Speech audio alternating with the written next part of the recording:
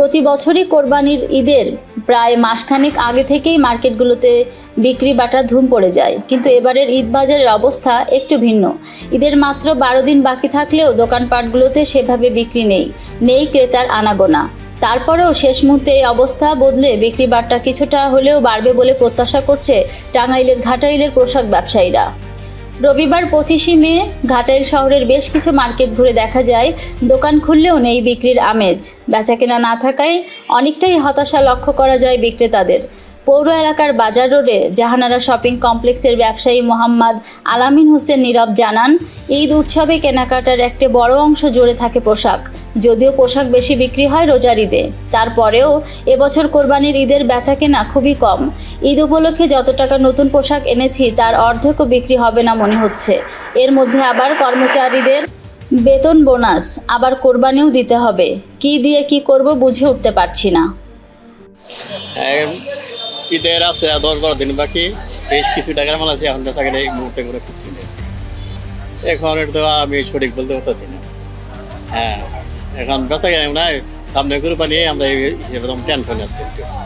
হ্যাঁ, ব্যবসা আমরা মাল আনছি ঈদের উপলক্ষে 6 লাখ টাকার মতো। 6 লাখ টাকার মাল আনছি, তাতে আমাদের কুরবানির ঈদের আর সময় আছে মাত্র 12 দিন। 12 দিনের মধ্যে দেখা যায় যে বেচা কিনের অবস্থা প্রতিদিন 5-6 হাজার টাকা বেচা কিনে হয় না। তাই 3-6 লাখ টাকার মাল বেচবো কতদিনে? এই ঈদের মধ্যে কুরবানি দিব না কি দিব? কর্মচারীর বিল আছে, আছে, দোকান খরচা, ঘর ভাড়া, কোনো কিছুই ওঠে না। বোঝা যাচ্ছে না যে ঈদের বেচা কিনে হবে। কারণ বেচা কিনে হলে একটা মোটামুটি একটা আইডিয়া আসে যে না, লোকজন কেনাকাটা করবে। তাতে এখন যে পরিস্থিতি মনে হইতেছে যে মানুষের কাছে টাকা পয়সা ওরকমও নাই, কুরবানি নিয়ে ব্যস্ত, ওরকমও দেখি না কেনাকাটা নিয়েও ব্যস্ত নাই। আরেকদিকে গ্রাম অঞ্চলে ধান কাটা কামলার ময়না, সেই হিসেবে ধানও মানুষ বিক্রি করতেছে না। ধান বিক্রি করে যে কেনাকাটা করবো ওরকমও কোনো পরিস্থিতি বোঝা যাচ্ছে না। তারপরে আশাবাদী যে ঈদের 4-5 দিন আগে হয়তো কিছু বেচা কিনে হলে মোটামুটি একটা পর্যায়ে আসবে। 5 লক্ষ টাকার মাল আনছি, বেচা কিনের অবস্থা খারাপ, কাস্টমার নাই, কুরবানি দেবো, কি করবো, টেনশনে আছি।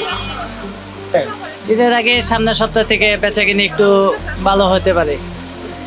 কুরবানিদের টোটাল তো আমরা তো মোটামুটি বলা ছিল যে প্রায় 7-8 লক্ষ টাকার মাল আনছি।